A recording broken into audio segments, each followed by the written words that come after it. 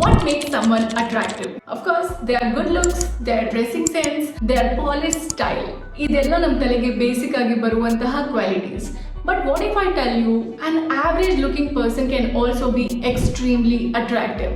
ನಾವು ಒಂದೊಂದು ಮೂವೀಸ್ ನೋಡುವಾಗ ಕೆಲವೊಂದು ಹೀರೋಯಿನ್ಸ್ನ ಇನಿಷಿಯಲಿ ನೋಡಿದಾಗ ನಾಟ್ ಸೋ ಗುಡ್ ಲುಕಿಂಗ್ ಅಂತ ಅನ್ಸಿದ್ರು ಮೂವಿ ಪ್ರೋಗ್ರೆಸ್ ಆಗ್ತಾ we feel she is not that bad ಅಂತ. ಬಟ್ ಮೂವಿ ಮುಗಿಯೋ ಅಷ್ಟರಲ್ಲಿ will be completely convinced okay she is pretty ಅಂತ. So what's happening here? ಕೆಲವೊಂದಷ್ಟು personality traits, body language and unique ಸ್ಟೈಲ್ಗೆ ನಮ್ಮ ಲುಕ್ಸ್ನ ಇನ್ಫ್ಲುಯೆನ್ಸ್ ಮಾಡೋ ಪವರ್ ಇರುತ್ತೆ. ಸೊ ನಮ್ಮನ್ನ ಇನ್ಸ್ಟೆಂಟ್ಲಿ ಅಟ್ರಾಕ್ಟಿವ್ ಆಗಿ ಮಾಡುವಂತಹ 10 ಅನ್ಯೂಶುವಲ್ ಪರ್ಸನಾಲಿಟಿ ಟ್ರೇಟ್ಸ್ ಬಗ್ಗೆ ಮಾತಾಡ್ತಾ ಇದ್ದೀನಿ. ಈ ಎಲ್ಲ ಪಾಯಿಂಟ್ಸ್ನು ನಿಮ್ಗೆ ಇಷ್ಟ ಆದವ್ರ ಜೊತೆ ನೀವು ಎಕ್ಸ್ಪೆರಿಮೆಂಟ್ ಮಾಡ್ಬೋದು and it works like magic. But video ಮುಗಿದ ಮೇಲೆ ಯು ರೆಡಿ? Let's go. ಒಡವೆ ಇನ್ಸ್ಟೆಂಟ್ಲಿ ಮ್ಯಾಗ್ನೆಟಿಕ್. ಯಾರಾದರೂ ಕ್ವಶನ್ ಕೇಳಿದ ತಕ್ಷಣ ಇಮ್ಮಿಡಿಯೇಟ್ ಆಗಿ ಆನ್ಸರ್ ಮಾಡೋದಕ್ಕೆ ಹರಿಬರಿ ಮಾಡಬೇಡಿ. ಜಸ್ಟ್ ರಿಲ್ಯಾಕ್ಸ್, 3 ಸೆಕೆಂಡ್ಸ್ ಪಾಸ್ ಮಾಡಿ ಆಮೇಲೆ ಮಾತಾಡಿ. It creates mystery and shows your confidence. ಇದಕ್ಕೊಂದು ಚಿಕ್ಕ ಎಕ್ಸಾಂಪಲ್ ನೋಡೋಣ ಬನ್ನಿ. Is there anything you wish you had done differently?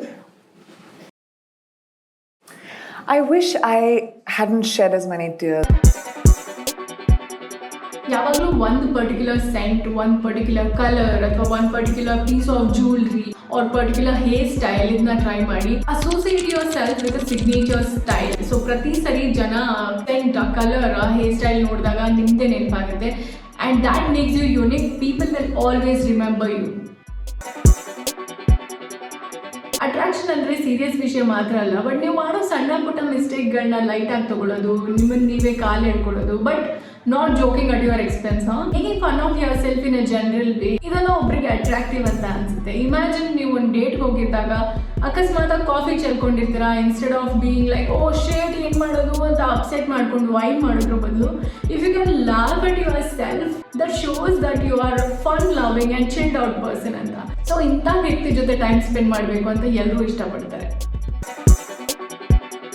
ನಮಗೆ ನೀರ್ಬಸ್ ಕೇಳುವಂತಹ ಸೇಮ್ ಬೋರಿಂಗ್ ಕ್ವೆಶನ್ಸ್ ಅಂದರೆ ಊಟ ಆಯ್ತಾ, ತಿಂಡಿ ಆಯ್ತಾ, ಕಾಫಿ ಆಯ್ತಾ ಅಂತ. And I find it so unattractive. And ಒಂದಿನ ಸಮನ್ ಆಸ್ಕ್ ಮೀ ನಿದ್ರೆ ಚೆನ್ನಾಗಾಯ್ತಾ ಅಂತ. See there is a very slight change from that usual regular question ಅಲ್ವಾ. ಸೊ ಇವತ್ತಿನವರೆಗೂ ನಾನು ಅದನ್ನ ನೆನ್ಪಿಟ್ಕೊತೀನಿ. ನಂಗೆ ಯಾವಾಗ ಹೈಸ್ಕೂಲಲ್ಲಿ ಇದ್ದಾಗ ಯಾರೋ ಕೇಳಿದ್ದು. So stop asking boring questions like how was your day, what are you doing ಅಂತ. Just ask some interesting questions. Maybe like ಒಂದಿನ ಇನ್ವಿಸಿಬಲ್ ಆಗೋ ಪವರ್ ಸಿಕ್ಕಿದ್ರೆ ಏನು ಮಾಡ್ತೀಯಾ, ಯಾರಾಗೋದಕ್ಕೆ ಇಷ್ಟಪಡ್ತೀಯಾ, ಅಥವಾ ನಿನ್ನ ಲೈಫಿನ ಮೋಸ್ಟ್ ಎಂಬ್ಯಾರಸಿಂಗ್ ಸಿಚುವೇಶನ್ ಏನು ಅಂತ.